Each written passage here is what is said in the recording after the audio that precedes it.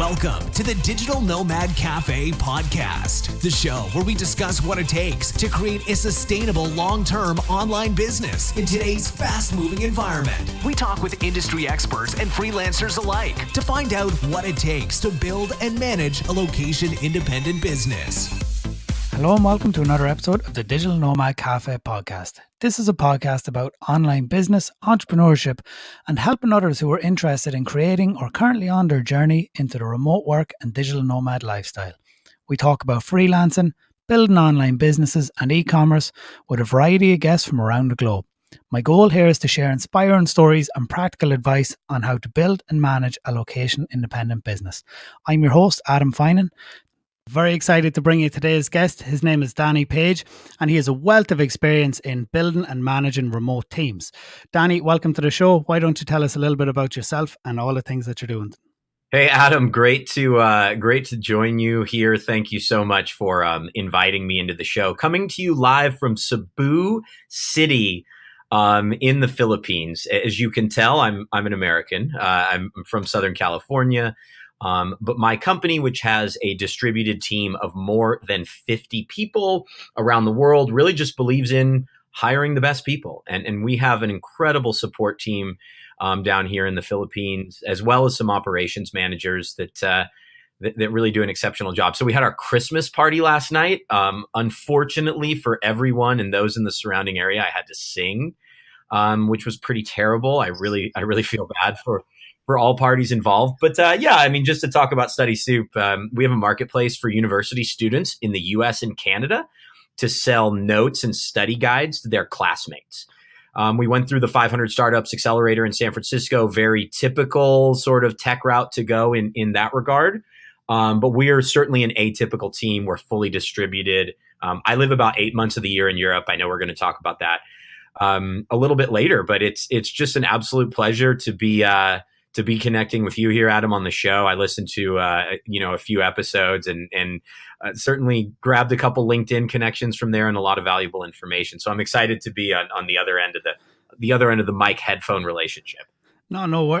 Thank you for coming on. Like you have a wealth of experience, and like you said, you're over in the Philippines. You're visiting your team, and I think this is so crucial for a business that does manage remote employees. As somebody who works remote as well, that it's important to have those times where your team come together, where you can, all join together and align on your mission, and then you head off, and everybody they're aligned with the brand and the business and what your goals are moving forward. So, how important do you feel that is when you're working with your remote employees, when you can get together?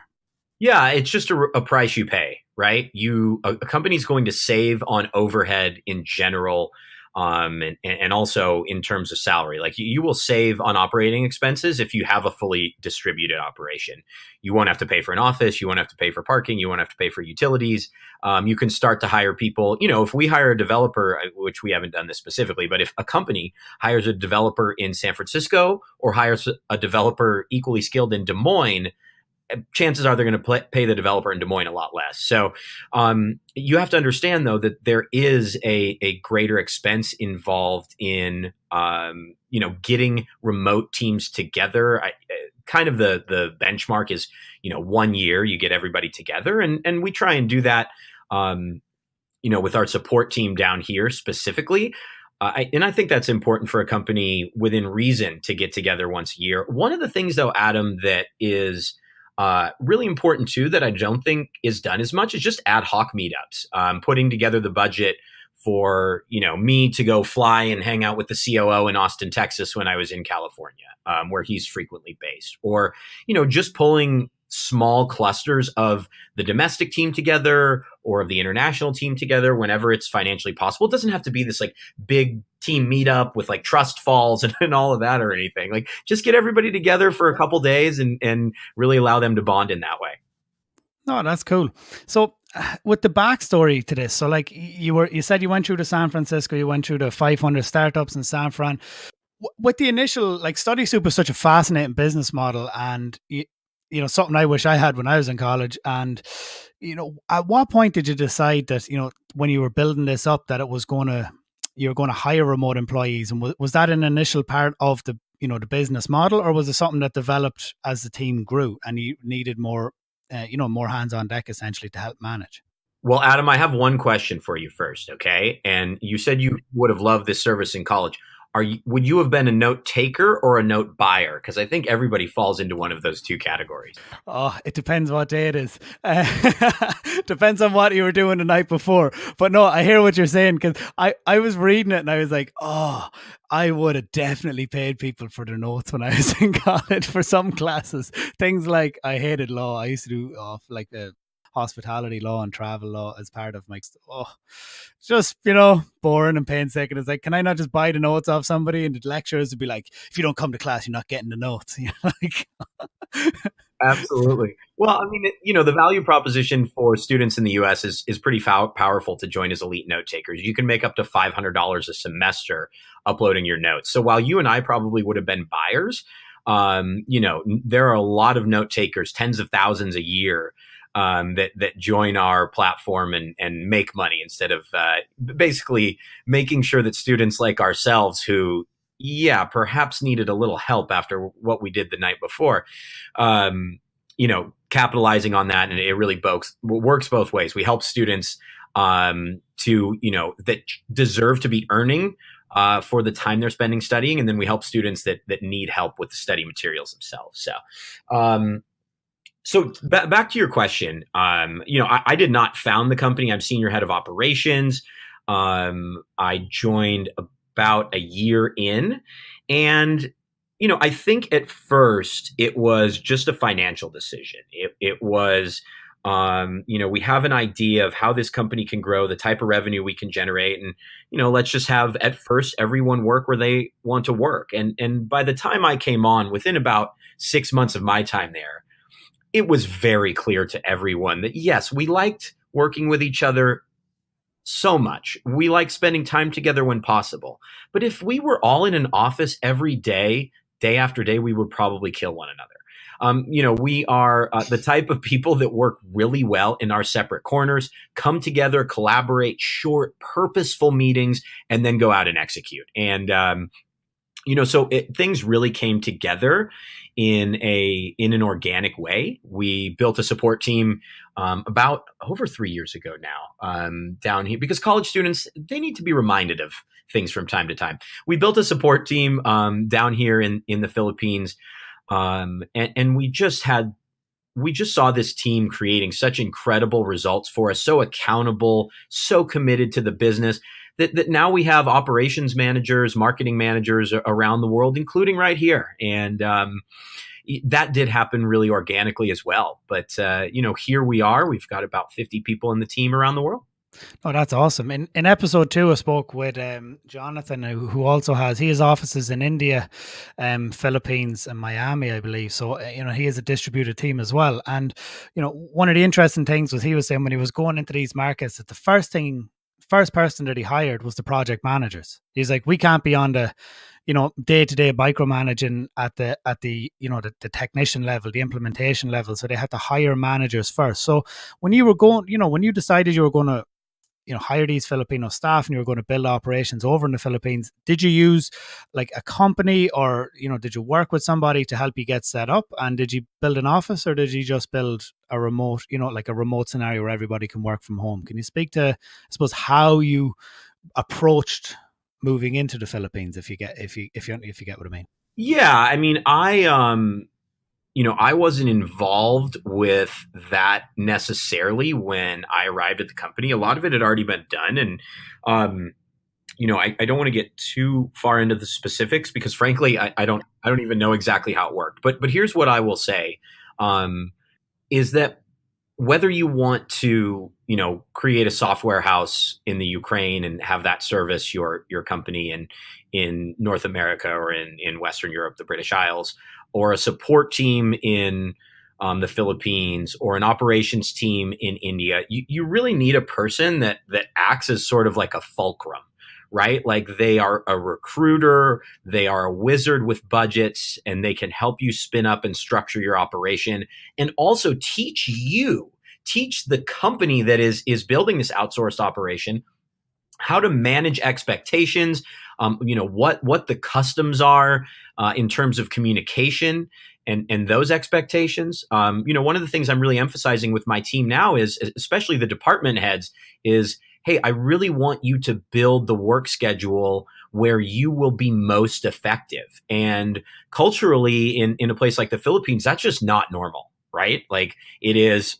I clock in at this time. I leave at this time. I work really hard during those 8.5, 9 hours in between, depending on breaks. But I'm working with them specifically to build their own, to build the schedule where they do their best work. And whenever you spin up a new outsource operation, that is absolutely crucial. It is absolutely practical. Yeah, definitely. We spoke a little bit about that just kind of before the call, where we were talking about when you're in an office environment, and I've been in environments, not just office, but it can also be out on site or things like that, where if you have a negative and toxic environment, then it really affects your performance. And as somebody who's hiring staff, be it remote or be it in-house, you want to try and create as positive of an experience so people can perform at their best. And like you're saying there, allowing them to choose to a certain degree when they do their best work is, you're giving them the opportunity then to, prioritize and hopefully deliver for you in the best way possible by allowing them, the autonomy to choose when it is that they prefer to do the writing work, when it is that they prefer to do the financial side of things. And that can really help. And it also, people appreciate that as well, instead of, landing in on a Monday morning and that the first thing you have to do is the thing you hate the most. Yeah, I think it's, and that's something we'll continue to talk about here, is kind of traditional companies versus remote companies and sort of these new age startups, and the approach a lot are taking, specifically those that do not work in an office.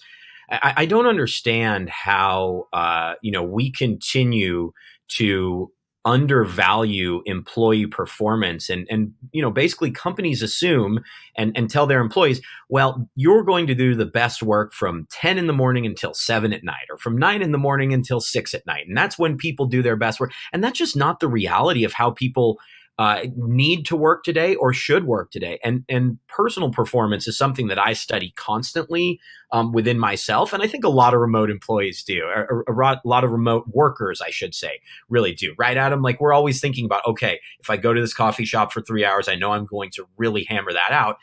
And it's just not something that happens in a traditional model as much. So as a manager, you really just need to work with your people and ensure that they're thinking about when they'll do their best work. And also, you take some time to help them along that path. It's hard to really initiate that on your own. But Adam, I mean, with all you do, man, you got a podcast, you run your own firm on the side, you work for Shopify, like, you have to be a super efficient guy. And if you were in one place working from, let's say, 9 to 7 every day, like, you wouldn't be able to do what you're doing now, right? I go crazy, absolutely crazy. I know people talk about work from home, right. It's all great. Like, it can wear on you because you don't talk with other humans beyond but in a screen. You lack that social interaction. And like you're saying, I go to a coffee shop almost every day for between 2 and 3 hours, and I go to the gym as well, and that breaks up my day. And it allows me, there's certain things I like doing there. I go in, I get my coffee, stick in my headphones, crank up my music, and I just bust through certain types of work that I know I need to do. And that's the best environment for me to do it. Obviously, recording a podcast, I'm at home, it's quiet, there's good internet, it's reliable, I have my mic, there's different scenarios for different types of work. Yeah. But I mean, when you're talking about, allowing people, so I have a virtual assistant. She's in Davao in the Philippines. Her name is Kim. And, she helps me with a lot of things. And she is fabulous. And I found her years ago. She helped me with some writing work. And like, even she, like, I've only recently rehired her. She was in college, so I let her do her college thing, you know what I mean? And I just moved on and worked with different freelancers, and now she's finished and she was looking back for work, so she's back with me again. And just like you were speaking to there about the, when do you want me online and when do you want me to work? I'm like, there's a Trello board. Here's all the things I need to do. Here's all the videos showing you what I need done. Just do it. Like, I don't know. Give me maybe a bit of crossover, like, maybe 2 days a week where we have an hour where we can message or have a call. But besides that, it's like, the work's all there. I don't care. Just do it, please. I'm not micromanaging you. I don't want to screen recordings of your timestamps. I'm like, no, I'm not that person at all. Just here's what I need to do. We've agreed a price. If you do it in less time, then that's fair enough. It's like, I'm not going to. Yeah, and I think that's the reality of why remote companies are seeing, such a massive volume of applicants, and remote jobs are hard to find. And voluntary turnover at remote companies is about 40% less than what it is at in-office companies. And it's this core idea, Adam. You know what? It's not about being able to go and work from your laptop in Bali. Like, yes, that's fun, but that's on the digital nomad side.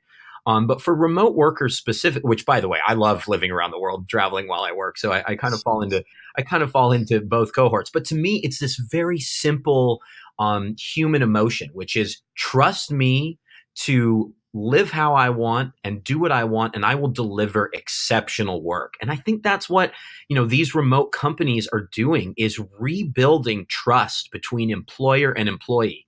And why not? I mean, if you're paying someone $200,000 a year, you're not going to trust them to get done what they, to get done what they're supposed to do. And, I think that's the most exciting thing that about remote work, is that trust. It's definitely a shift in mentality and a shift in perspective. There are a lot of companies now that are doing, allowing employees to work remote. Like, I work with Shopify, and we've a large number of remote employees. I don't know what the percentage is of the company, but I'd say it's probably 40% ish, that are remote. And like you're saying, it's the trust thing. It's like you're an adult. They trust you. Dress like you want.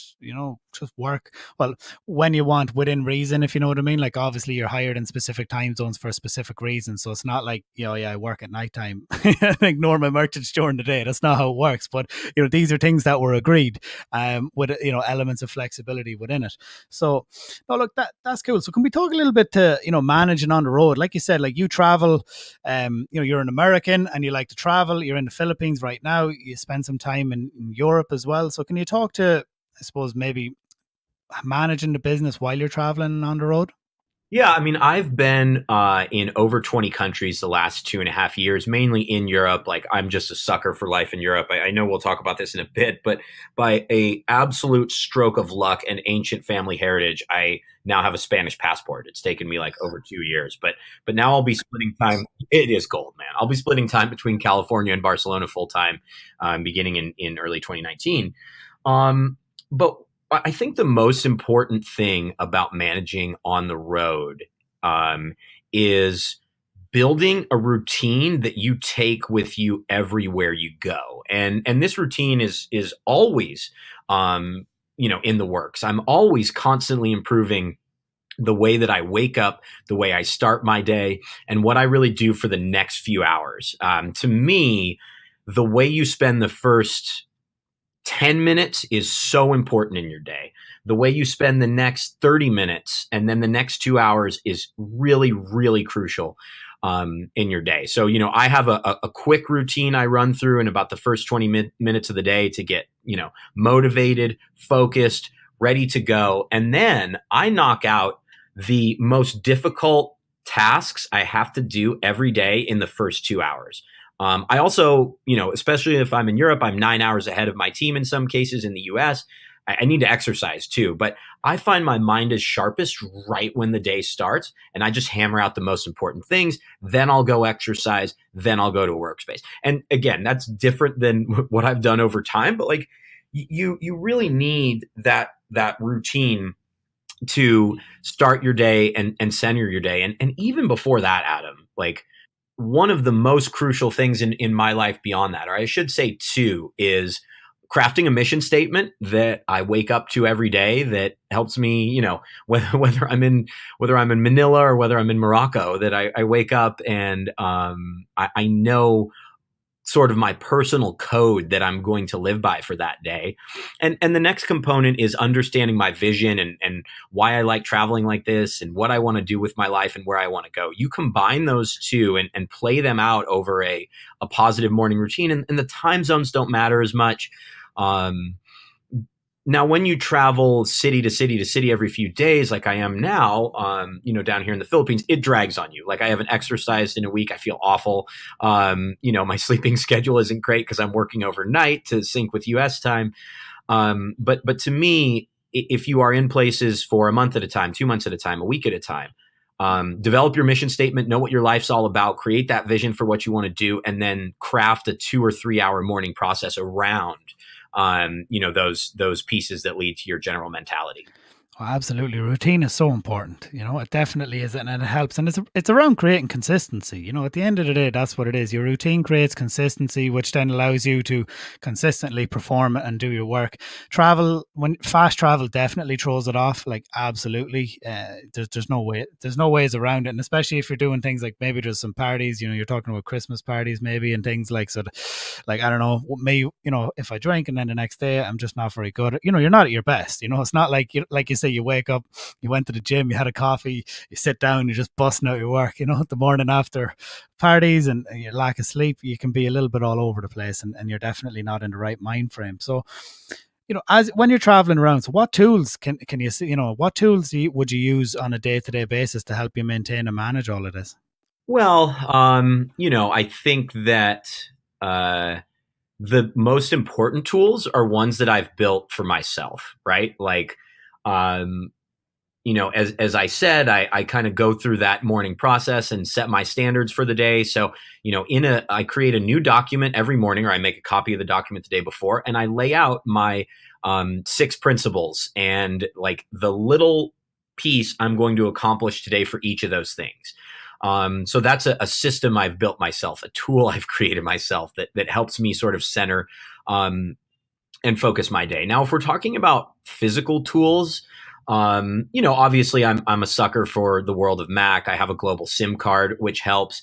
But to deviate a little bit here, Adam, away from sort of like the techie tools, you have to understand what is going to make you happy and what is going to make you feel comfortable. And when you're in another country, when life really, really gets hard, what it is you need. Because listen, this year in Croatia, for very minor issues, I had to go to the hospital twice, and it was not fun. The Croatian medical system is actually incredible and super cheap compared to the US, obviously. I mean, we're talking 5% to deal with a couple of these very minor issues. But afterward, you're just like defeated. You're just done, So one of my tools, and this is going to sound very American, one thing I told you is I used to be a sportscaster, a television sportscaster before moving into startups.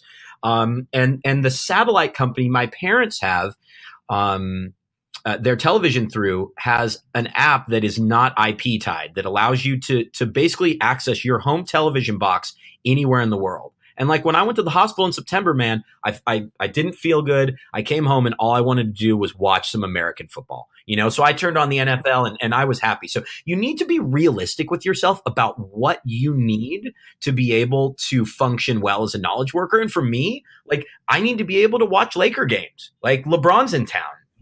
This is something that's really important to me. And okay, if I'm in Spain and Barcelona, I'm the only guy watching Laker games on a DVR. That might be very American and sort of digitally gluttonous of me. But the reality is that I know that's what I need to feel comfortable. So that's one of my like kind of tools and messages that I communicate. Yeah, well, I think it's downtime, and it's okay to log off every now and then and not just be always thinking about work and always optimizing and trying to work on your work, I guess. Sometimes you need to just take that downtime, put on the TV, chill out, watch some sports, spend time with friends, and especially when you're on the road, because it's not all work that we're talking about here. And so when you're in, you spend extensive times in Europe. So as an American, have you struggled with the visa side of things? Yeah, I mean, it's definitely a challenge. So just to provide the background, I'm Jewish and my family are Sephardic Jews, which is Spanish Jews.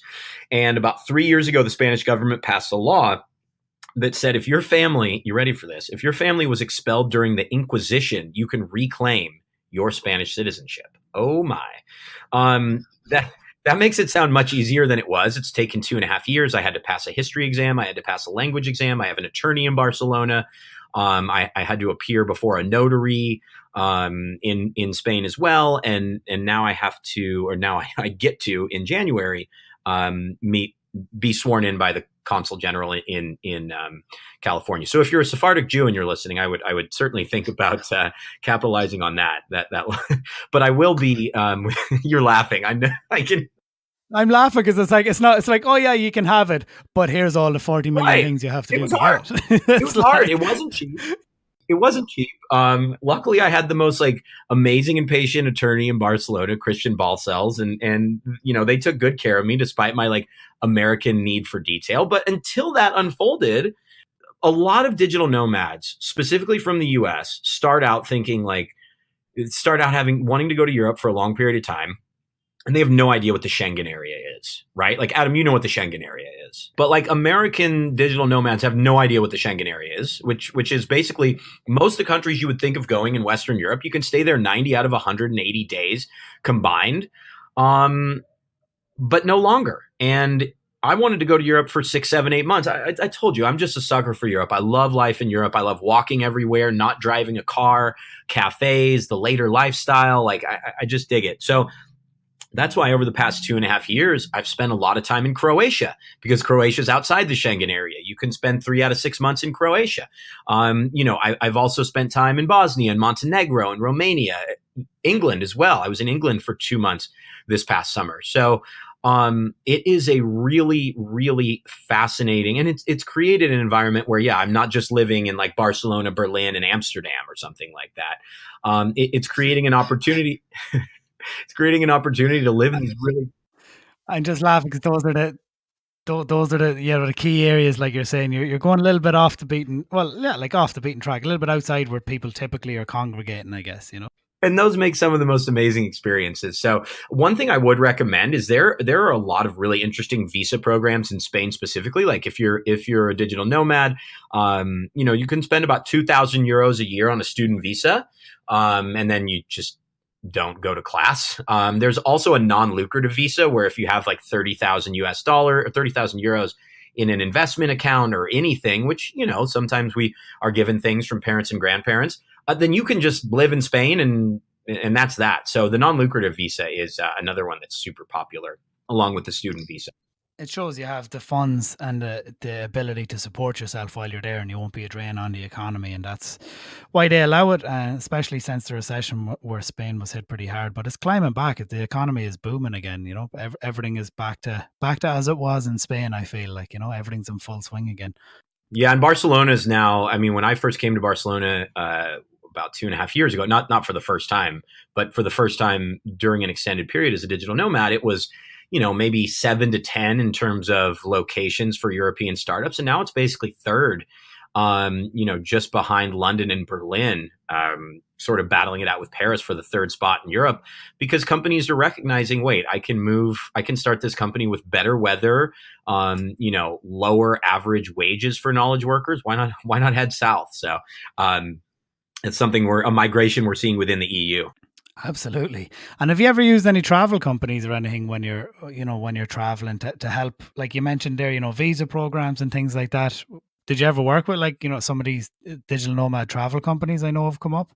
Yeah, I mean, thanks for asking about that. So I never have. I'm a little too independent and impatient for to have someone build my travel schedule for me. But when I was in Croatia, I worked at a workspace called Work in Progress, WIP, right on the beach in Split, Croatia, and it was owned by Remote Year. And I think these companies are really interesting. Again, it's not really like my type of travel. But they basically move you from city to city every month. And, the feedback that I've given them from what I observed is that sometimes these trips don't do enough to necessarily connect you with local people, right? That you're not building those important relationships with people outside of your traveling group, which a lot of those companies mainly travel like Americans, UK, Ireland, Australia, so on and so forth. Like, to me, Adam, this is all about like connecting with local people. So that's the feedback I'd give them. But at the same time, these companies are doing amazing things and helping more people believe that they can live the life that they want to, So it's been really interesting to observe some of these organizations. A couple have actually come through Split and I certainly wish them the best, but anyone who's working and traveling, I challenge you to build your experience around who you're going to get to know that isn't like you. And that's going to teach you more than it's going to teach you more than anything you'd learn at home.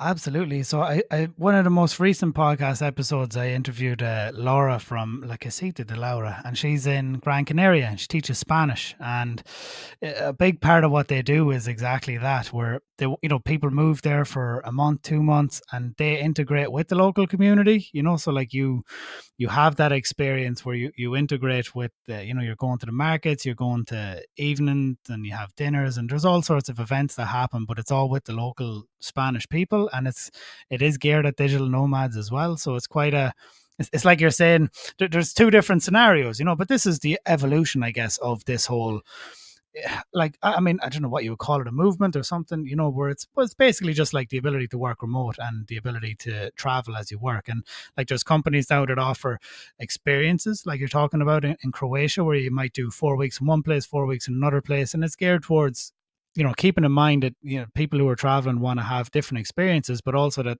they need dedicated time every day to sit down and and go away and do the work and not be stuck out in the middle of nowhere with no Wi-Fi. So it's creating that hybrid experience. Whereas then you have places like in Gran Canaria, which is become a very popular place for people who work online and do remote work, but kind of for more extended periods, because it's a little bit further out. It's off the African coast, and people tend to stay there for a month or two at a time.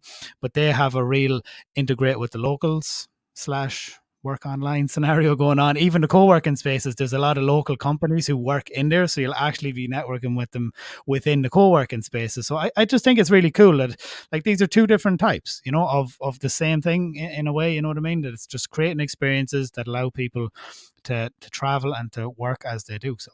Yeah, and Adam, one thing to add to that I would recommend that's been huge for my experiences is finding co-working spaces that are non-major brands. Like during the Christmas period, they always say shop local. We'll find co-work spaces that are owned by locals instead of working at WeWork or Impact Hub or so on and so. Like, that would be my recommendation. You should live your life as you want to, but like my best relationships with people have come from working in workspaces that are owned by locals. No, that's a fair point, and that's the experiences you've had, and you can speak to it. You travel a lot, you work a lot, and it's definitely something worth taking on board, So I guess, in terms of long-term vision and remote work, how do you see the future of work? Yeah, I mean, I really appreciate you.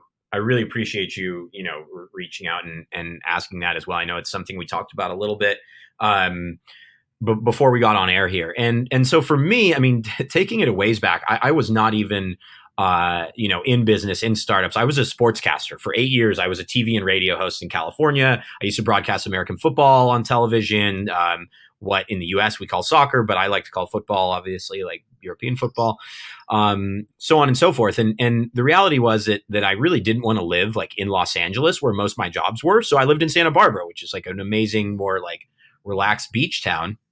And I would work remotely, writing my scripts on our production show calls, and then go down and host shows. So I've really been working remotely for 10 years plus. And at that time, it was more about convenience above all else. But now, being able to travel the world this way and being able to connect with the people I have, I really see that remote work can be a major unifying factor worldwide. And I think most people listening to your podcast probably do not harbor too many nationalistic points of view.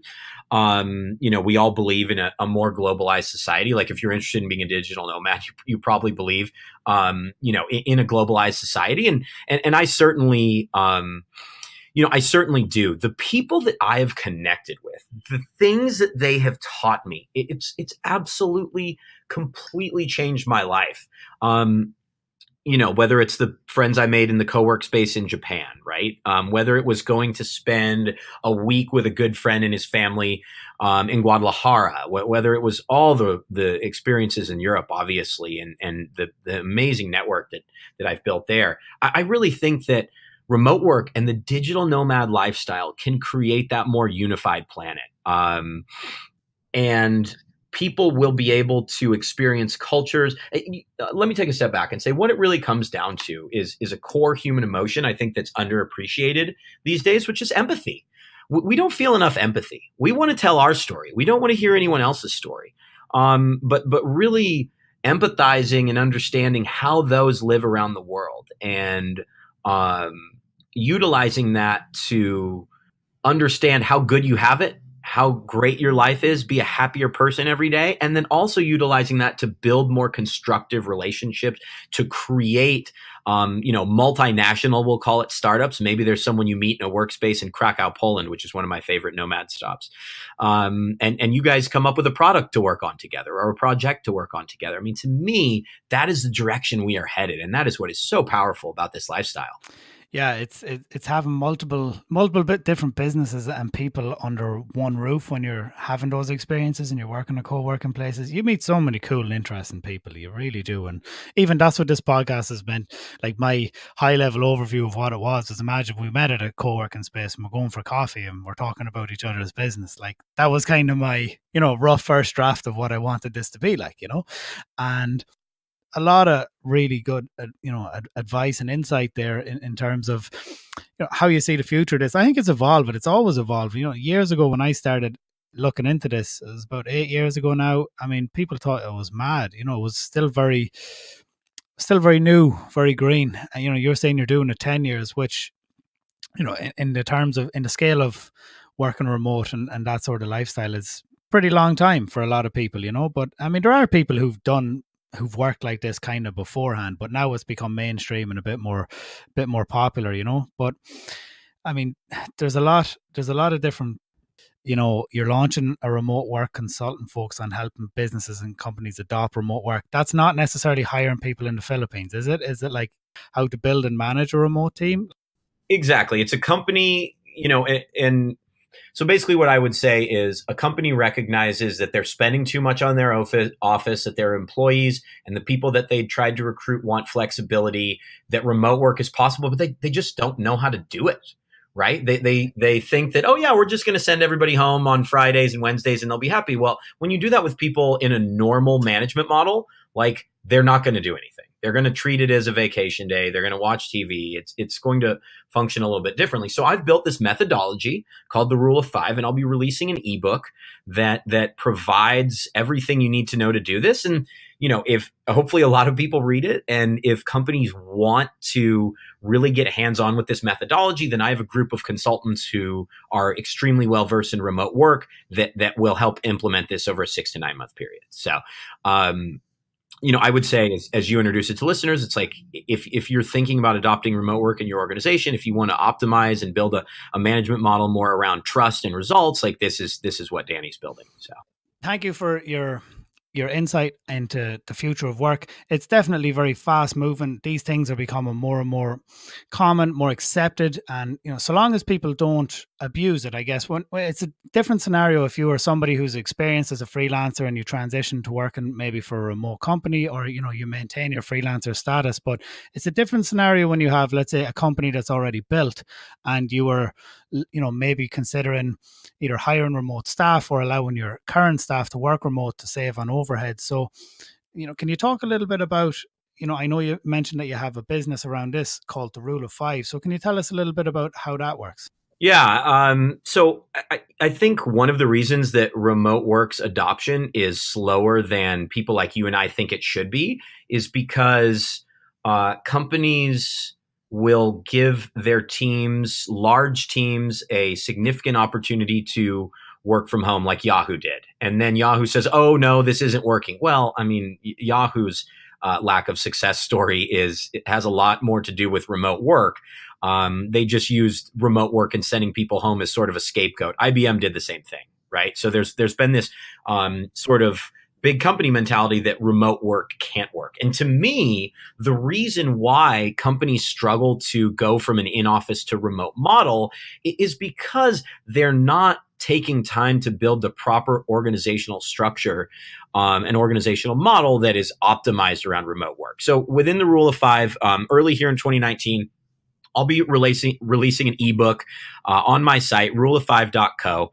And, from there, hoping that the C-suite, the people in HR and in operations read this ebook. It's not like it's a little bit of a different take, Adam, as well, on an ebook. It's not like a stiff, sort of operational look into how to make remote work work. So it's part fiction. So I created a sort of old school fake software company in New England, in Boston, called Insight Solutions. And Insight is having a lot of problems. Employees are leaving. Weather is a big issue for them. And they realize they need to cut their operating expenses. And the C-suite says, the CEO, Mr. Glengarry, says to the leadership team, either we're going to, cut about 15% of the team, or we're going to come up with something else. And then kind of the young hotshot CMO says, well, what if we adopt remote work?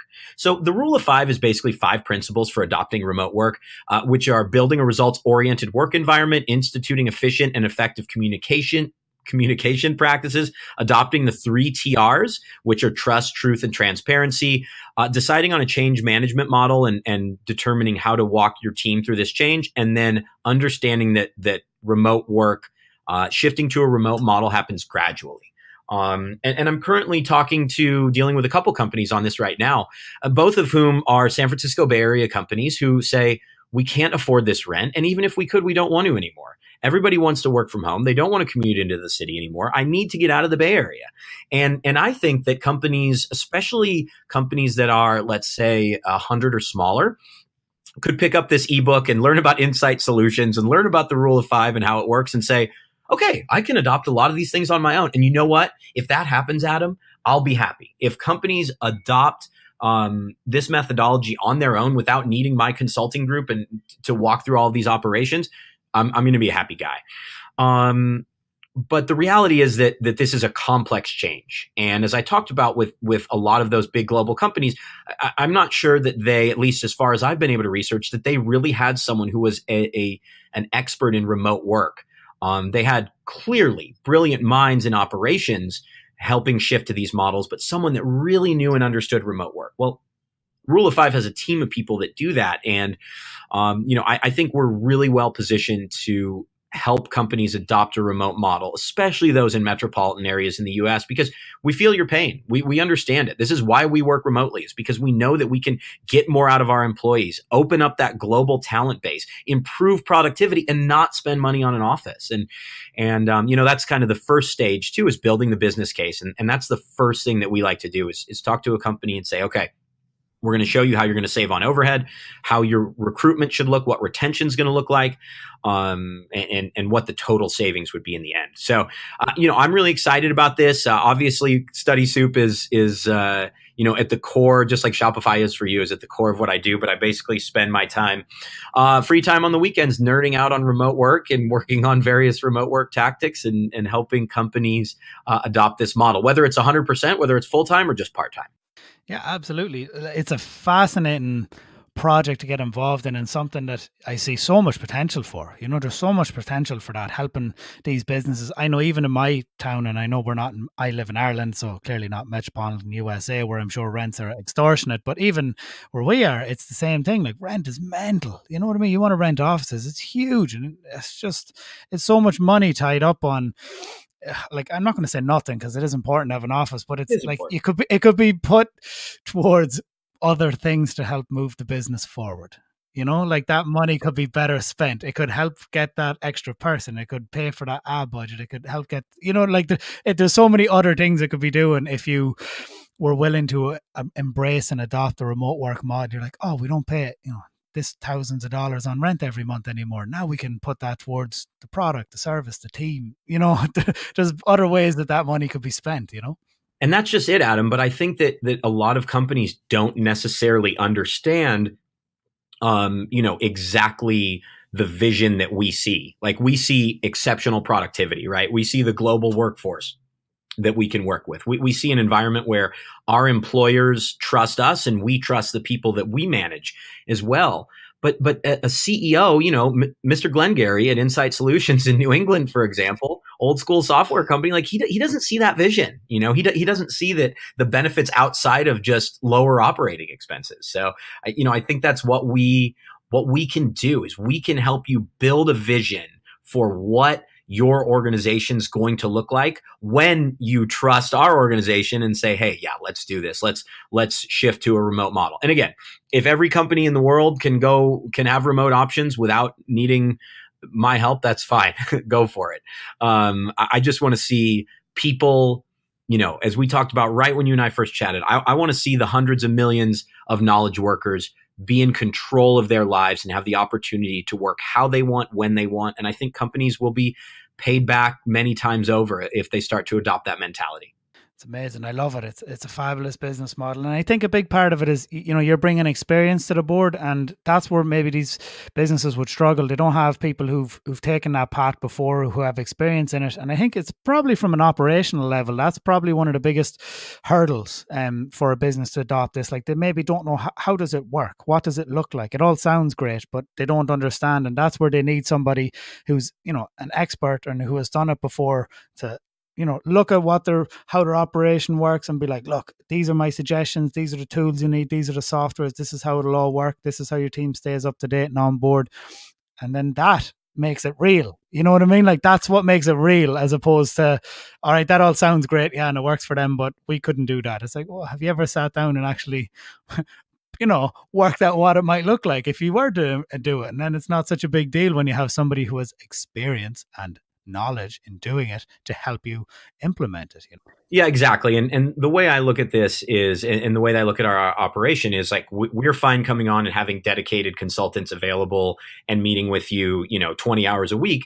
But also for smaller companies, maybe 15 to 20 people, sometimes I just talk to CEOs like 1 hour every 2 weeks. And there are a lot of things, in that size organization that, Adam, these things seem so obvious to us because we've been doing this for years, but to them, they're like, oh, wow, I haven't thought that through. And oh, yeah, this is the problem. And I say, well, hey, there's a pretty easy solution. So, I think this really can work for companies of any size. And, we're excited to really see the Rule of 5 grow in 2019. It's amazing. I genuinely wish you every success with it, Thanks, man. I really appreciate it.